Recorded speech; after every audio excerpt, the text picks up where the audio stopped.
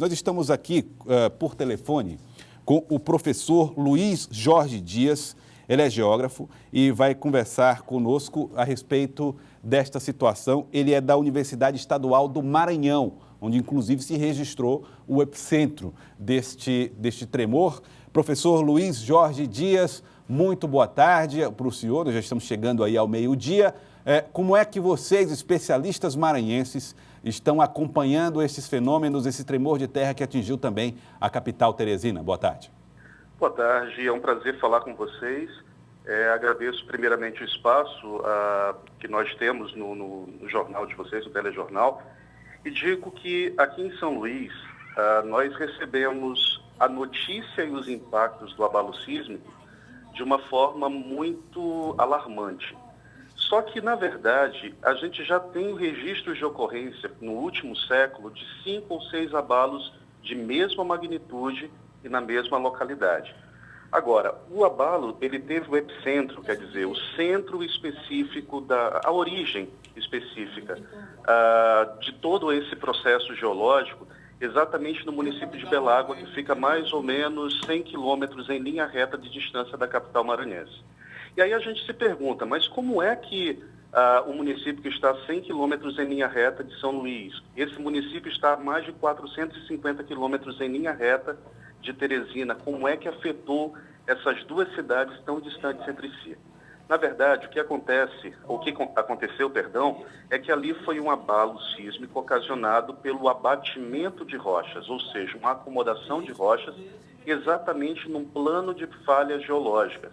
E falhas são exatamente grandes rasgões existentes na superfície da Terra, naquilo que a gente chama de crosta terrestre, que é a parte mais rígida da Terra.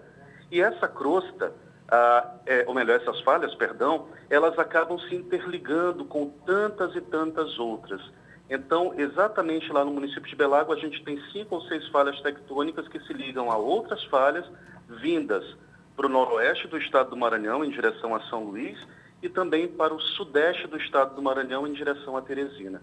Então, esse é um fenômeno absolutamente natural, não tem nenhuma ligação com atividades humanas, porém, é uma atividade sísmica, ou seja, um abalo rochoso, um abalo tectônico, um abalo geológico, e que tem uma implicação direta nas atividades relacionadas à construção civil e na vida cotidiana das pessoas. Agora, professor Luiz Jorge Dias, todo mundo está se perguntando, existe a possibilidade de novos tremores serem sentidos aqui na região? Olha, que todo pedacinho da superfície da Terra, ele é sujeito a sofrer abalos sísmicos de pequena ou média intensidade com uma certa recorrência. Só que essa certa recorrência, ela nas bordas de placas tectônicas, como nos Estados Unidos, como em parte da Europa, como em parte do Sudeste Asiático, do leste também da Ásia, é uma coisa que é recorrente de 3, 4, 5 semanas. O nosso caso, como nós estamos no centro de uma placa tectônica, esses abalos eles têm uma recorrência de décadas. Ou seja, ocorre hoje de grande ou média intensidade, como é o que aconteceu hoje, entre 4,6 e 5,0 na escala Richter, que é a escala que mede a magnitude e os efeitos dos abalos, dos terremotos. Então, a última vez que aconteceu, por exemplo, aqui em São Luís, foi em 2 de junho de 1994.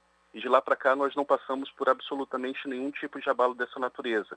Abalos menores foram sentidos em Timon, aí próximo a Teresina, no início dos anos 90, mas que não foram perceptíveis tanto quanto este. E a recorrência, ela pode sim acontecer nos próximos anos ou décadas, simplesmente na tentativa das rochas se reacomodarem. Porém, aí a gente faz uma ressalva, há uma possibilidade real de que haja tremores secundários. O que é isso? Se a crosta terrestre, nesses pontos que vão de Belágua a São Luís, Belágua a Teresina e cidades circunvizinhas, não foram suficientes para acomodarem essas rochas, é muito provável que essa tensão, que a gente chama de deformação da crosta terrestre, dessa camada rígida, possa vir a ocorrer nos próximos dias, tremores secundários, mas alguns deles, inclusive, serão imperceptíveis pelos seres humanos. O que a gente vai observar nos próximos dias é a ocorrência de alguns tipos de fraturas, rachaduras em casas, em forros, em ruas, em avenidas, mas nada que possa colocar de fato em risco, em larga escala, a vida da população. O senhor falou desse tremor que é de 4,6 a 5 pontos na escala Richter. A gente sabe, pela experiência, pelo que se observa nas coberturas anteriores, que quando se chega a números um pouco superiores a esse, como 8, 9, você já tem tragédias e catástrofes. Um tremor como esse, ele é capaz de provocar que tipo de estragos? Ele é capaz de provocar alguns estragos que são considerados sensíveis para nós que não estamos adaptados a viver em uma zona de tensão sísmica.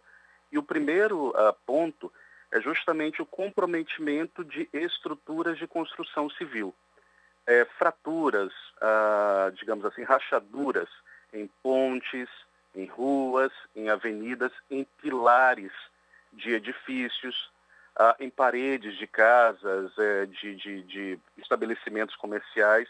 Então, o comprometimento das estruturas físicas é o primeiro a aparecer. A segunda coisa que a gente pode também ter como consequência disso é justamente o aparecimento de determinados pontos de, digamos assim, de abatimento. O que seria isso? Nós temos ruas e avenidas que de repente podem se deslocar 1 ou 2 centímetros para baixo, pela acomodação das rochas, talvez um pouquinho mais, chegando até a 5 centímetros, e isso vai causar um comprometimento parcial do tráfego, porque vai indicar maior possibilidade de infiltração de água e, consequentemente, o surgimento de buracos. Eu acredito que nos próximos dias, São Luís, Belágua, Timon, Teresina e municípios por onde essas falhas todas que sentiram esses abalos passam, deve começar a sentir um pouco mais esse comprometimento das estruturas físicas. O senhor falou que existe a possibilidade de novos tremores de menor intensidade para a acomodação das rochas. Os especialistas têm condição de saber se eles acontecerão ou não, se as rochas se acomodaram já com esse tremor registrado? Não, na verdade, nós não temos condições geológicas e geotécnicas de sabermos, logo após a ocorrência do sismo, algumas horas, dias ou mesmo semanas, se realmente houve a conformatação, o abatimento total, temporal, daquele fragmento da superfície da Terra, da crosta terrestre. O que vai fazer realmente com que a gente tenha alguma indicação são os estudos sismológicos na região. Por isso que é importante, é uma coisa que nós defendemos muito aqui no estado do Maranhão, é que o Maranhão, o Piauí, o Pará, o Ceará, sobretudo, esses 4 estados precisam se unir num diagnóstico único daquilo que é a nossa geologia, ou seja, aquilo que é a nossa configuração rochosa e configuração sísmica ou tectônica, como nós falamos também tecnicamente. Por que isso? Porque nós temos uma história geológica muito próxima, muito ligada. Nós estamos numa bacia sedimentar chamada Bacia Sedimentar do Parnaíba, ou Maranhão, e essa bacia sedimentar do Parnaíba, ou Maranhão, ela é uma bacia de rochas, digamos assim, que tem mais de 600 mil quilômetros quadrados de área total e que está sujeita, sim, a esses tipos de abatimentos, porque são rochas que não são tão antigas do ponto de vista geológico, mas também são rochas que precisam estar o tempo todo em processo de acomodação. Sobretudo com o aumento da população, nós tiramos muita água. Na zona costeira a gente tem retirado petróleo, próximo à zona costeira nós tiramos gás e por aí vai, e as rochas ficam com a sua porosidade comprometida. E isso faz com que nós tenhamos tendências a esses abatimentos. Então, de alguma maneira, a interferência humana, na hora que retira petróleo, vai atuando na retirada de gás, por exemplo, na extração de minerais, isso também está provocando, de alguma maneira, modificações e pode provocar, ter como consequências, tremores assim. Sim, pode provocar. Existem áreas no Brasil que já há comprovações técnicas sobre essa questão. Agora, como nós não conhecemos, aí reitero, nós não conhecemos suficientemente a nossa bacia sedimentar do Parnaíba, nós não podemos afirmar realmente se isso está impactando o trabalho geológico das falhas tectônicas. Mas há uma indicação, sim, de que isso já seja uma tendência. Nós fizemos um levantamento aqui que mostra que nos últimos tempos Aqui, por exemplo, em 27 de novembro de 2016, foi registrado um tremor de 3,4 na escala Richter, na cidade de Presidente Figueiredo, e esse teria sido o maior deles no ano de 2016. 2016, exato. Nós registramos tremores de até que magnitude na história brasileira? Olha, nós tivemos já terremotos que se aproximaram de 7,0 na escala Richter. Só que isso vai acontecer, ou melhor, aconteceu no Acre, na divisa com os países vizinhos, que são países andinos. Ou seja, na verdade, são o que nós chamamos de tremores de impacto secundário, que estão ligados justamente ao levantamento da Cordilheira dos Andes. Porque ali nós temos o contato de uma placa tectônica, que é a placa da América do Sul, se encontrando com a placa de Nazca, lá no Oceano Pacífico. E isso faz com que haja um enrugamento da superfície da Terra, e isso vai gerando impactos sucessivos em termos sísmicos.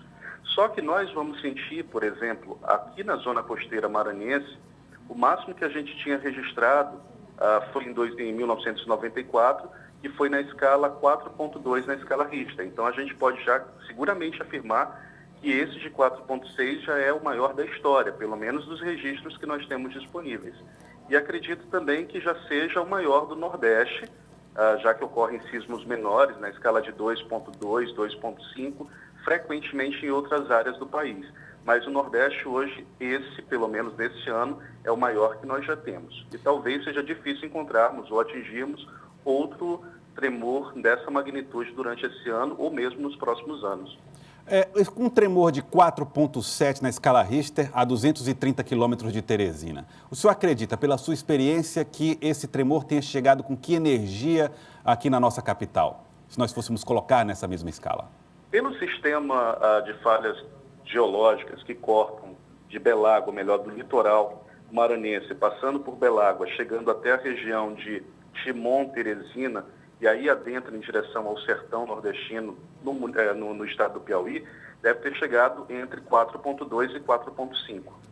4,2 em Teresina, aproximadamente. Isso, eu acredito. Não tenho os estudos ainda feitos, mas nós temos já essa perspectiva, essa indicação. Porque a partir do momento em que há a propagação das ondas de impacto, há também o choque dessas ondas em rochas um pouco mais resistentes e, obviamente, essas rochas elas tendem a amortecer um pouquinho mais, digamos assim, o efeito devastador dessas ondas sísmicas. E aí vai diminuindo um pouquinho mais. Na verdade, as rochas, ao mesmo tempo em que elas se acomodam, elas funcionam como um escudo para que não haja uma propagação de efeitos muito maiores, muito mais catastróficos dessas ondas sísmicas. Pelo mapa, a gente percebe que a cidade, o epicentro, foi muito perto da costa maranhense. Qual o efeito que isso tem nas praias, no mar, formação de maremotos ou coisas parecidas? Bom, para que a gente tenha a ocorrência de uma tsunami, por exemplo, os maremotos tão conhecidos pela imprensa e também pela comunidade acadêmica, é necessário que a gente tenha abalos superiores a 6,5 na escala Richter. Então, um abalo de 4,6, embora Belágua esteja da zona costeira maranhense, não dá nenhum tipo de indicação de que nós possamos, de fato, ter a ocorrência desse tipo de evento, digamos assim, espasmódico, quer dizer, um evento que vai criar um certo perigo de tsunamis, de maremotos. Porém, há sim uma indicação de que as águas elas podem ter sofrido algum tipo de alteração na sua dinâmica de marés, que foi amortecida aqui na nossa região norte maranhense, justamente no horário em que ocorreu o sismo, a maré estava descendo, então ela acabou sendo imperceptível para o ponto de vista humano. Ok, eu quero agradecer ao Dr. Luiz Jorge Dias, que é geógrafo, professor da Universidade Estadual do Maranhão. Muito obrigado pela sua participação por telefone, extremamente esclarecedora para nós e fazendo alertas e orientando também sobre como acontecem esses fenômenos sismológicos. Obrigado pela participação, professor. Eu que agradeço, disponha sempre. Um grande abraço. Muito obrigado, professor, pelas informações.